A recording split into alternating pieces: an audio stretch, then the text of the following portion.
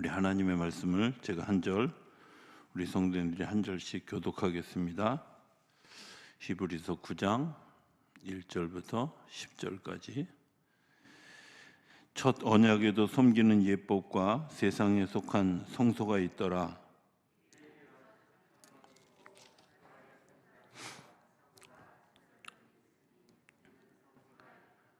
또 둘째 휘장 뒤에 있는 장막을 지성소라 일컫나니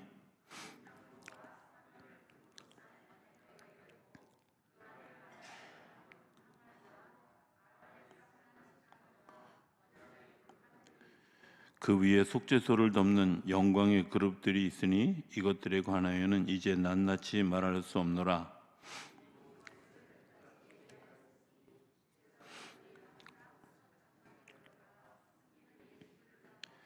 오직 둘째 장막은 대제사장이 홀로 1년에 한 번 들어가되 자기와 백성의 허물을 위하여 드리는 피 없이는 아니하나니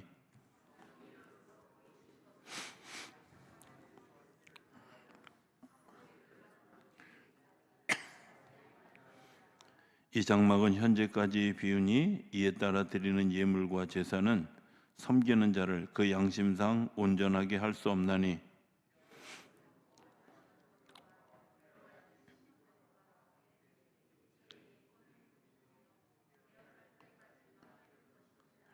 아멘. 할렐루야. 하나님 살아계십니다.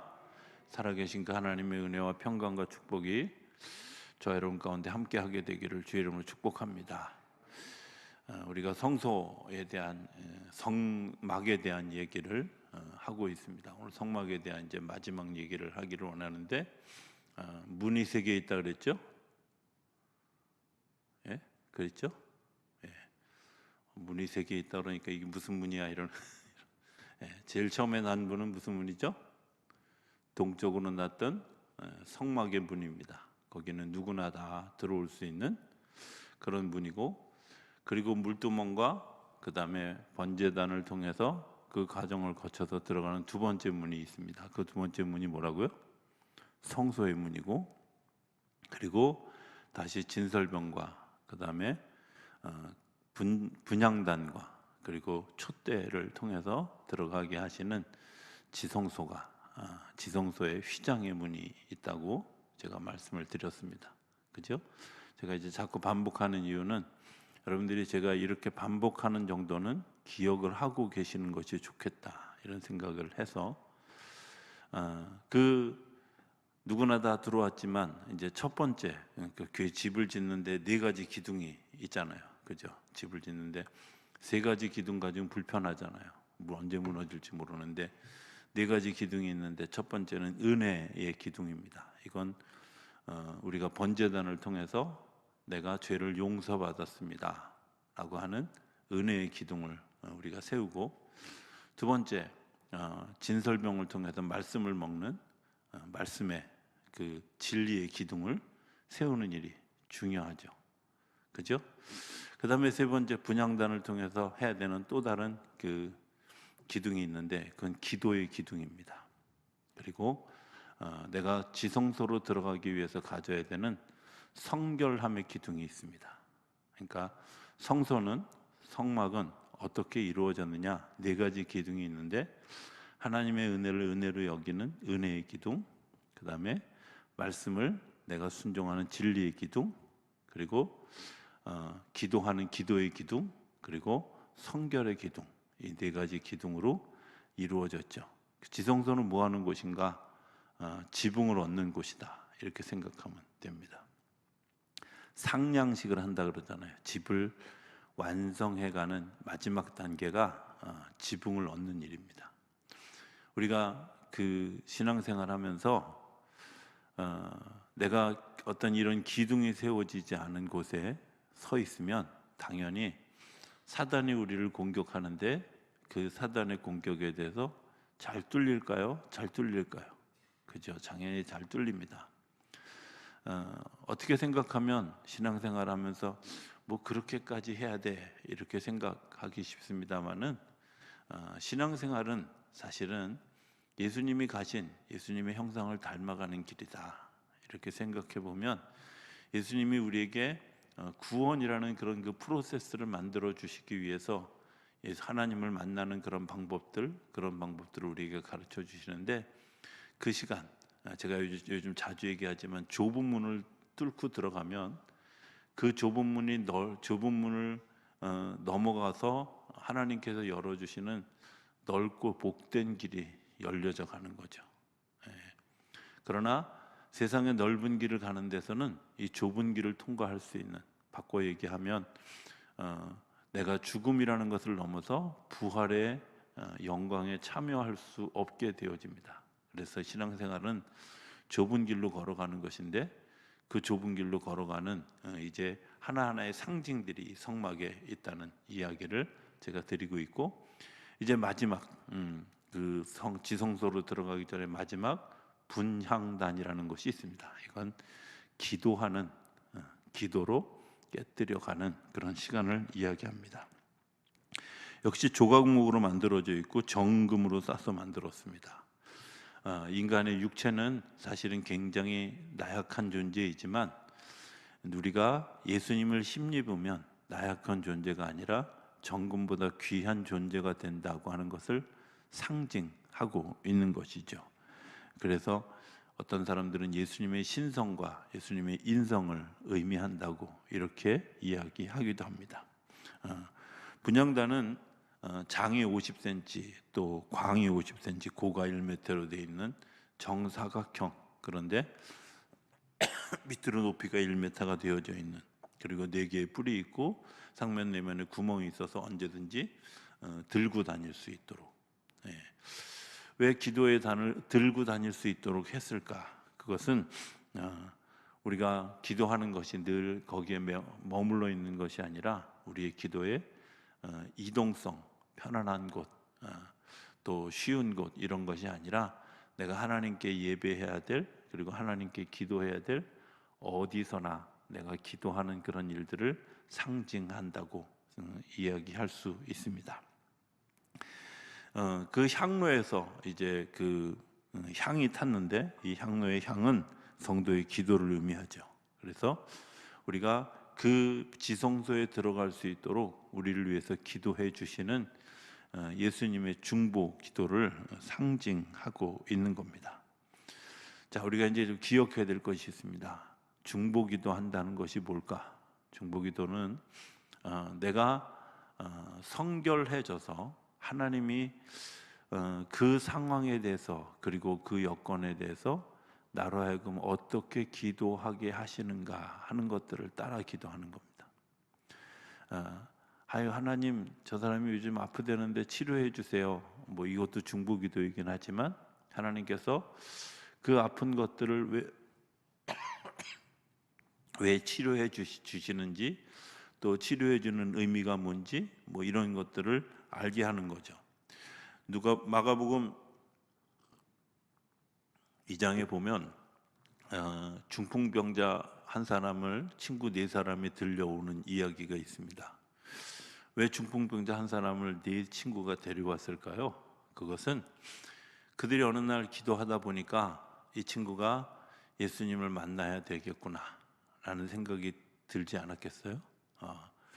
중보 기도는 내가 어떻게 하여야 예수님께로 나아가고 그것 때문에 이 사람이 구원받을 자리에 서게 하는가 하는 것들을 알게 하는 거죠.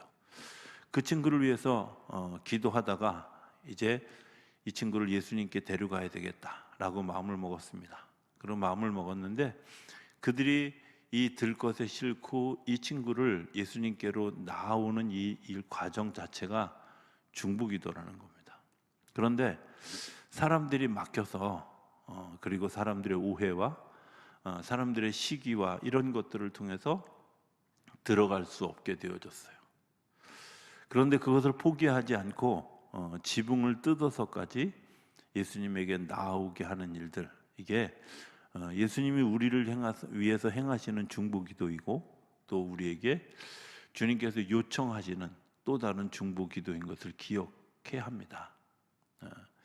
내가 누군가를 위해서 기도해야 되는 일, 그냥 기도만 하는 게 아니라, 그 기도할 때 하나님이 나에게 마음의 감동을 주셨을 때 그 마음을 가지고 같이 기도하고, 또 같이 그 자리에 서고 같이 그를 돕고, 그리고 장애물이 있으면 이 장애물들을 극복해가는 일도 내가 더불어서 같이 하는 거죠. 이런 일들을 중보기도라고 얘기합니다. 우리가 사도신경을 고백할 때 그렇게 기도하잖아요. 지금도 보좌 우편에서 우리를 위해서 기도하신다. 예수님이 기도하시는 일이 단순히 나를 위해서 그냥 기도하는 일에만 그칠까? 그것은 아니죠. 예수님이 성령님을 통해서 우리의 연약함을 도우시고, 우리가 생각나지 못하는 것들을 생각하게 하시고, 우리에게 가르쳐 주셔서 그 길을 걸어갈 수 있도록 도우시는 일들을 하는 거죠. 그렇죠? 우리가 이 땅에 사는 중보기도도 마찬가지입니다. 내가 누군가를 위해서 기도하는 일은 마음의 감동이 왔을 때 진정으로 그 일들을 위해서 내가 내 삶이 움직여지고, 내 걸음이 움직여지고, 내 손이 움직여지고, 내 마음이 움직여지는 일들을 포함하고 있는 겁니다. 그러니까 중보기도는 단순히 내가 그냥 그 사람을 위해서 기도해 준다, 이런 단계하고는 조금 다르다는 사실을 좀 기억하실 수 있게 되길 바랍니다. 그 사람을 위해서 내가 기도하기 위해서 중요한 첫 번째가 뭐냐? 성결함이죠. 내가 하나님과 교통하는 일이 잘 이루어지지 않으면 그 사람을 위해서 중보하는 일이 생각보다 굉장히 어렵습니다. 왜? 그냥 그 사람이 겉으로 드러나 있는 상태만 가지고 기도하는 것은 사실은 겉사람은 그럴지 모르지만 그 속사람이 변화하는 일들이 일어나지 않죠. 하나님이 이제 그 사람의 어떤 상황과 상태에 대해서 가르쳐 주시는데, 가르쳐 주실 때 하나님이 아무리 영적으로 내가 성결해진다 할지라도 하나님이 그 사람의 전부를 보여주지 않는다는 사실을 여러분들이 기억하실 수 있게 되길 바랍니다. 많은 사람들이 뭐 은사 중에 이렇게 투시의 은사가 있다, 이렇게 얘기하는 분들이 있습니다. 투시의 은사는 성경 어느 곳에도 없습니다. 투시의 은사가 있다는 말 자체가 거짓말입니다. 그런데 왜 투시의 은사를 하나님이 거짓말이라고 제가 얘기하느냐면, 주시지 않았다고 생각하냐면, 만약에 내가 하나님이 볼 수 있는 우리의 마음의 중심에 우리의 허물과 우리의 생각과 우리의 마음을 다 안다, 그러면 여러분들 저를 가까이 할 수 있겠어요? 예? 여러분들의 아내나 남편과 가까이 할 수 있겠어요? 그 사람의 마음을 다 읽을 수 있다, 그러면 이 세상에 어느 누구도 신뢰할 수 없는 세상을 살아가게 될 거예요. 그렇잖아요. 하나님 우리에게 제한되게 내가 기도해 주어야 될 양들을 가르쳐 주는 것이지, 그 사람의 상태나 그 사람의 상황 전부를 다 보여주는 것은 아니라는 겁니다. 혹시라도 어딘가 여러분들이 기도 받으러 갔는데 너 뭐 범죄했구나, 너 죄를 지었구나, 너 도둑질했구나, 뭐 강도질했구나, 너 간음했구나, 이런 얘기하면 그냥 툭툭 털고 나오시면 됩니다. 가짜입니다. 그거는. 하나님 절대로 그렇게 얘기하지 않는다는 거죠. 정말 내가 내 마음으로 굉장히 심각하게 그 일들을 고민하고 있는데, 하나님 내가 정말 이 일에 내가 돌아서기를 원합니다. 그런데 그때 그 누군가가 그런 부분에 대해서 이렇게 지적해줘서 그것을 위해서 내가 기도할 테니까 일어서 보자, 이렇게 권면하고 있다면 그건 좀 다시 생각해 봐야 될 일이지만, 마치 책망하듯 그렇게 이야기하는 것은 중보기도자의 모습도 아니고 하나님의 은사를 가지고 있는 사람들의 모습도 아니라는 사실을 여러분들이 기억하실 수 있게 되길 바랍니다.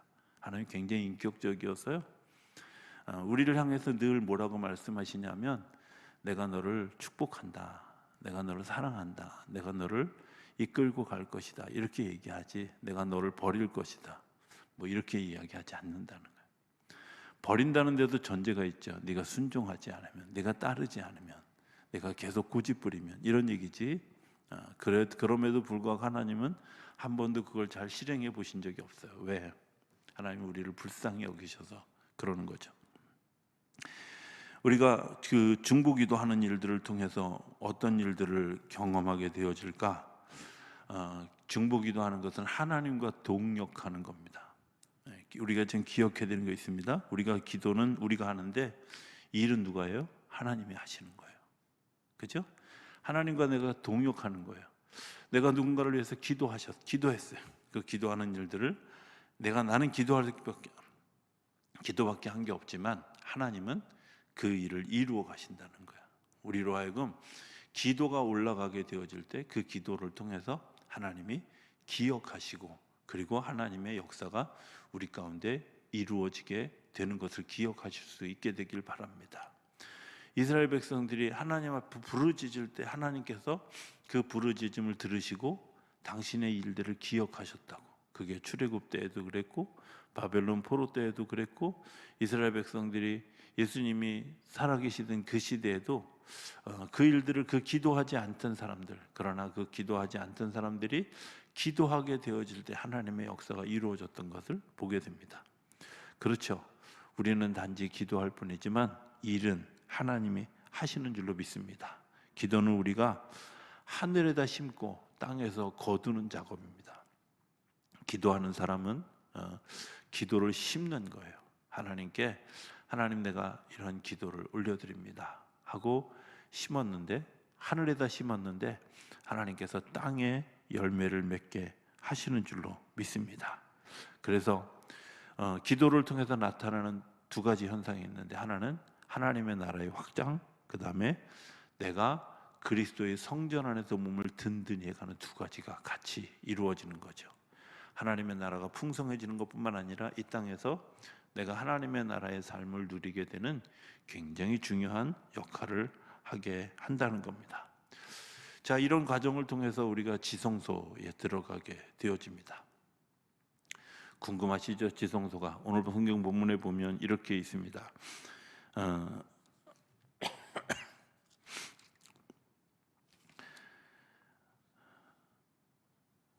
5절입니다. 5절에 보면 그 위에 속죄소를 돕는 영광의 그룹들이 있으니 이것들에 관하여는 이제 낱낱이 말할 수 없느나 이 모든 것을 이같이 예비하였으니 제사장들이 항상 첫 장막에 들어가 섬기는 예식을 행하고, 오직 둘째 장막은 대제사장이 홀로 1년에 한 번 들어가되 자기와 백성의 허물을 위하여 드리는 피 없이는 아니하나니.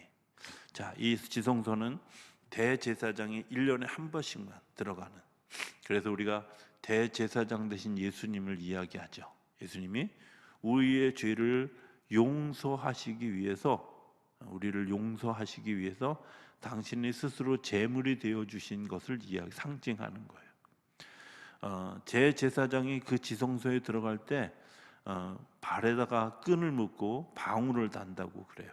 왜냐하면 대제사장이 움직이는 소리가 나지 않으면 죄가 있어서 그곳에서 죽었구나 라고 생각하고 사람이 그 안에 들어갈 수 없기 때문에 끌어내기 위해서 발목에다가 끈을 매고, 그리고 그 방울 소리가 나도록 한다는 거죠. 천주교에서 이렇게 보면 이렇게 성수 뿌리고 방울 소리 나고 하는 이런 일들이 사실은 그런 것들을 상징하는 건데, 거기에 자꾸 어떤 의미를 부여하는 분들이 있죠. 어찌됐든 그 대제사장의 그런 그 걸음에는 이런 요소들이 있단 말입니다. 자, 그 대제사장이 그곳에 들어가기를 원하시는 가장 커다란 이유, 그 지붕, 제가 아까 얘기했던 지성소의 그 지붕을 세우기 위해서 가장 중요한 일들이 뭐냐? 가장 중요한 일들은 이런 겁니다. 하나님을 사랑하고 내 이웃을 내 몸과 같이 사랑하는 거예요.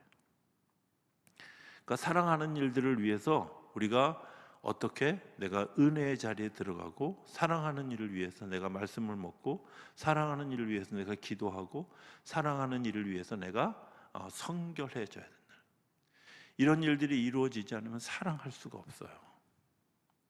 내가 사랑하기로 마음먹었다고 되는 게 아니라, 내가 정말 하나님의 은혜를 은혜로 여기는 사람이 사랑하게 됩니다.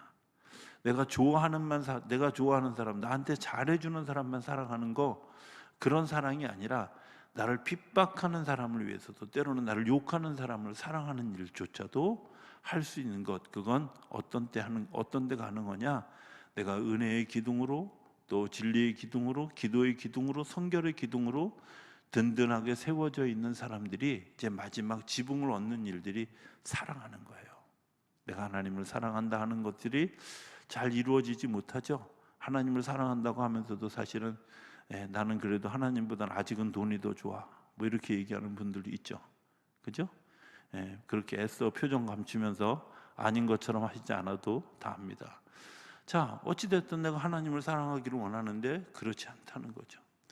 하나님의 권위, 권력 이런 것들을 사랑하기를 원하는데 사실은 세상의 권력, 권위 이런 것들 때문에 우리가 시험에 들기도 하고 또 어렵기도 하고 아마 이렇게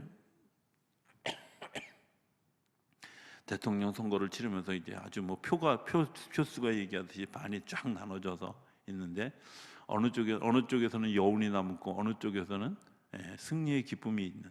그런데 사실은 하나님은 그 일들을 통해서 우리가 연합되어지기를 원하는 것을 여러분들이 기억하실 수 있게 되길 바랍니다. 그것은 내가 세워지는 그 일들을 통해서 하나님이 연합하게 하시는, 우리가 그런 사람조차도, 그런 다른데 진영에 있는 사람조차도 사랑할 수 있는 거죠.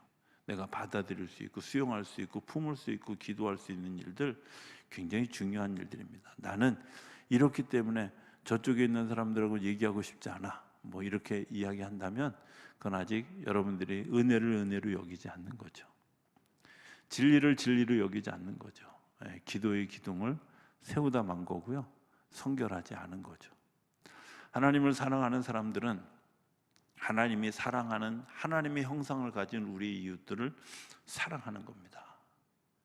그 사랑함이 우리 안에 이루어지기 위해서 법궤 안에 3가지 물건이 들어가 있다 그러죠. 뭐가 들어가죠?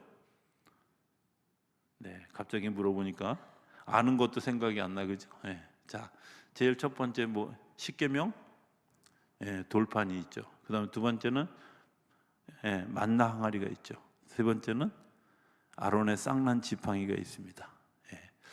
여러분들 우리가 잘 생각해 보면 좋겠습니다. 십계명 돌판은 왜 주셨을까요?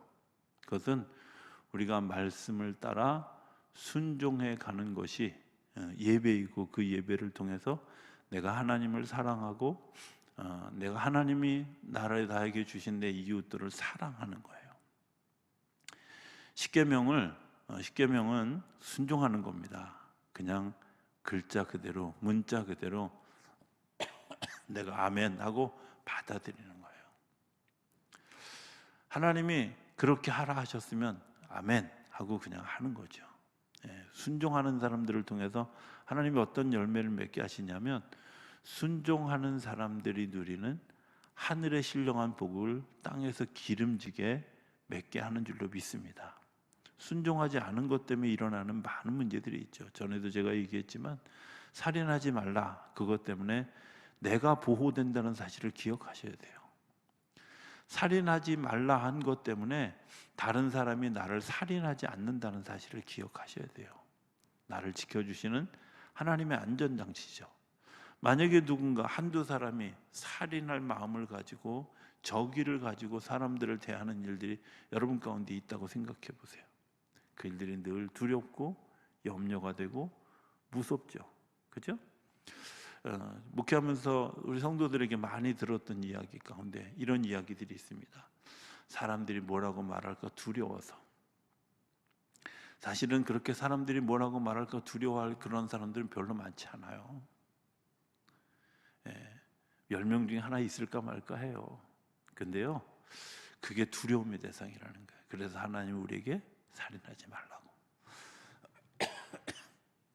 간음하지 말라, 우상 숭배하지 말고, 내가 사랑한 것들 말고 그것들 외에 다른 것을 사랑하지 말라, 이렇게 이야기하는 건데요. 역시 그것도 많은 사람 중에 얼마 안 되는 숫자예요. 근데 왜 그럴까? 그것이 가지고 있는 힘, 그것 때문에 전파되어진 다른 것들을 통해서 내가 우상 숭배에 빠지게 되어지는 거죠. 이제 다음 주에 제가 얘기하겠습니다. 솔로몬 성전이 정말 아름답게 잘 지어졌는데 그 솔로몬 성전이 왜 무너지게 되어졌을까? 솔로몬 성전에 이제 솔로몬이 주변에 있는 나라와 정략 결혼하면서 그들이 가지고 있는 우상들로 예배당이 채워지기 시작했어요. 상징적인 얘기지만 예배당 안에 자꾸 다른 우상들이, 권력이라는 우상, 돈이라는 우상, 뭐 점치는 우상, 이런 것들이 성전 안에 있는 거죠. 성전 안에 있는 것들 때문에 성전이 무너지게 되어졌고, 그리고 그들이 바벨론의 포로로 끌려가게 되어졌다는 겁니다. 오늘 우리에게 하나님의 말씀을 순종하는 일이 왜 중요할까? 하나님의 말씀을 순종하는 일들을 통해서 하나님께서 만들어 주신 질서 안에 살아가고 그 속에서 하나님이 주시는 기쁨을 주는 열매들이 일어나게 되는 줄로 믿습니다.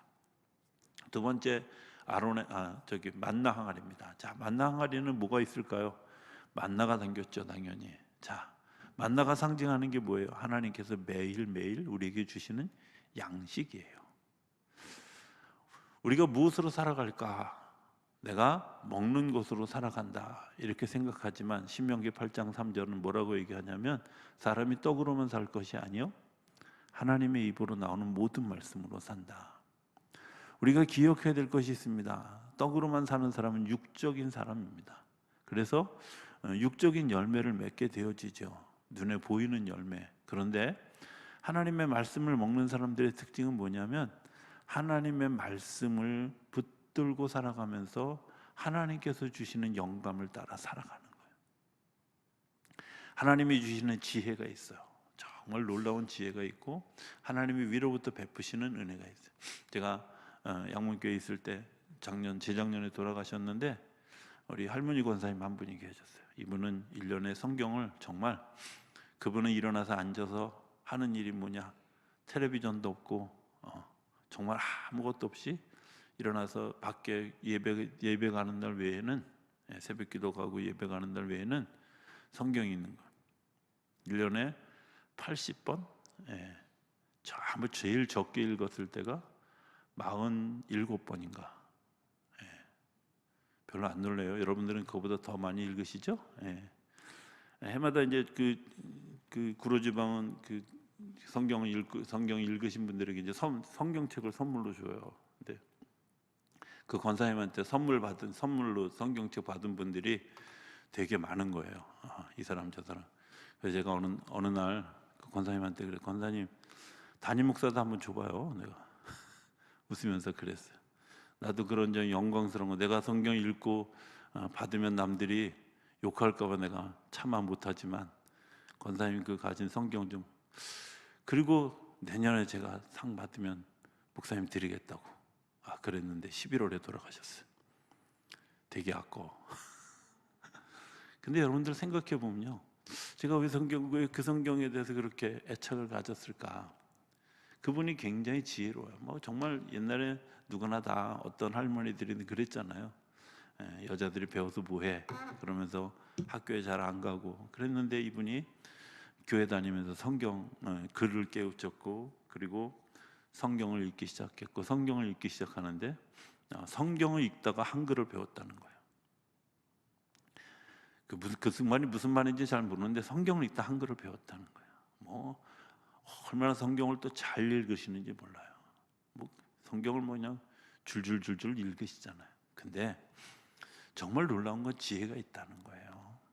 어떤 일을 결정하고 어떤 일을 할 때 정말 하나님이 주시는 지혜가 있다는 것을 여러 번 발견하게 돼요.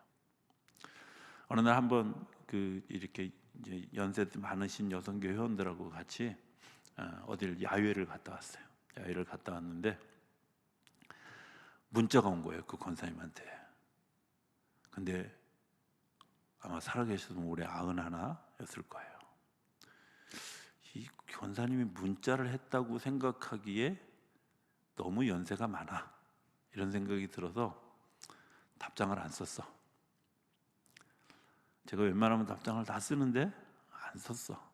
당연히 권사님이 쓴 거지 아는 거라고 생각하고.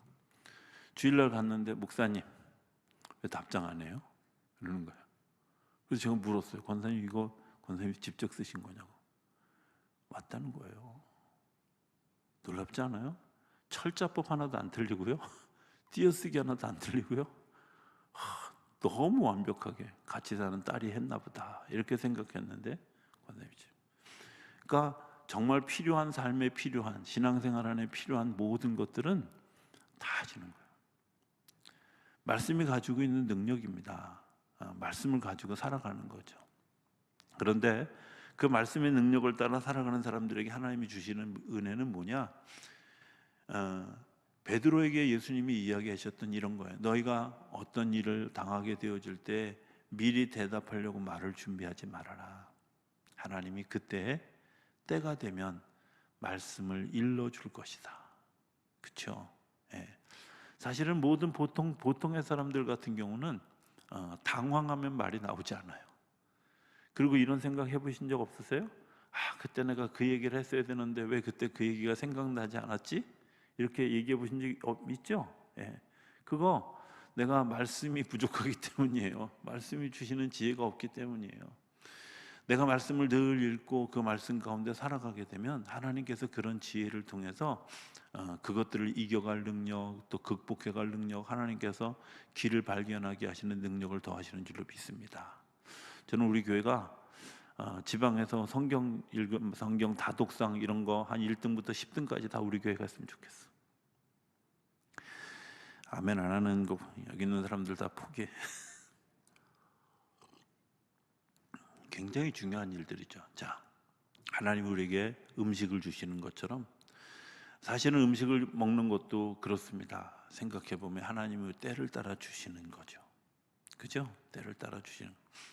쌓아놓는다고 해서 그거 내 거 되는 거 아니고, 쌓아놓는다고 해서 그게 나를 유익하게 하지 않습니다. 쌓아놓는 것은 썩게 되어지고, 쌓아놓는 것은 우리로 하여금 쓸데없는 교만함의 자리에 서게 한다는 거예요. 우리가 하나님을 사랑하고 하나님이 주시는 이웃들을 사랑할 수 있는 그 범위 속에는 어떤 것들이 포함되어 있냐? 내가 하루하루 그날 살게 하시는 하나님의 은혜로 족합니다 하는 것이 굉장히 중요한 일이에요. 저는 이 말 되게 좋아하거든요. 나는 매일 죽노라. 그리고 매일 아침 다시 부활하노라. 그렇죠? 여러분들 생각해 보면요, 잠잘 때 야, 내가 지금부터 잠을 자는구나 하고 느껴질 때 있어요? 사실은 내가 잠드는 순간 어떤 순간인지 몰라요. 그런데 하나님 나라 갈 때 우리도 그렇게 가지 않겠어요? 내가 언제 숨이 끊어지는지 모르는 상태에서 하나님께로 가요. 그런데 그 잠에 깨었을 때 부활하신 부활에 참여해서 하나님이 우리를 하여금 그 부활의 동산에 있게 하셨다면 우리 얼마나, 저는 날마다 잠을 자는 그 순간이 내가 날마다 죽는 시간이라고 생각해요. 그런데 그 죽음의 시간을 지나고 나면 하나님께서 아침에 깨워주시는 은혜. 그러니까 당연히 아침에 새벽기도 나오면 할렐루야 하고 즐거워하고 행복하죠. 그렇죠? 내가 아침에 기도하지 않고 어떻게 하루를 시작할 수 있을까?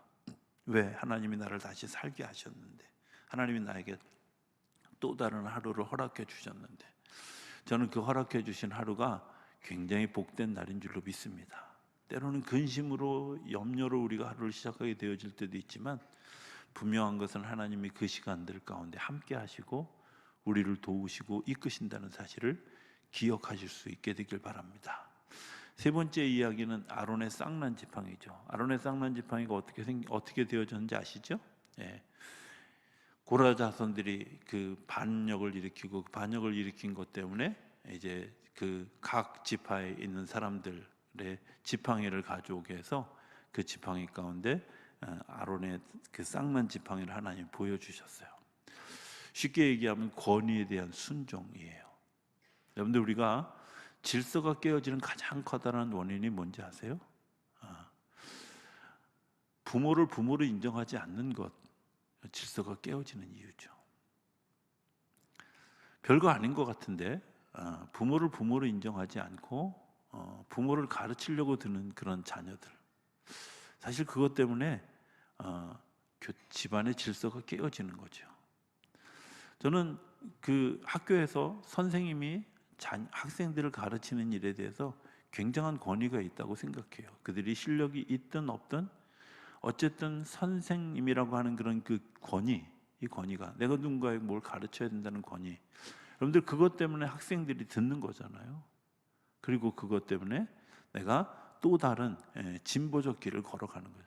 마찬가지로 하나님에 대한 권위, 또 지도자에 대한 권위, 제사장에 대한 권위, 이런 권위가 우리 안에 인정되어지지 않으면 질서가 깨어질 수밖에 없는 거죠.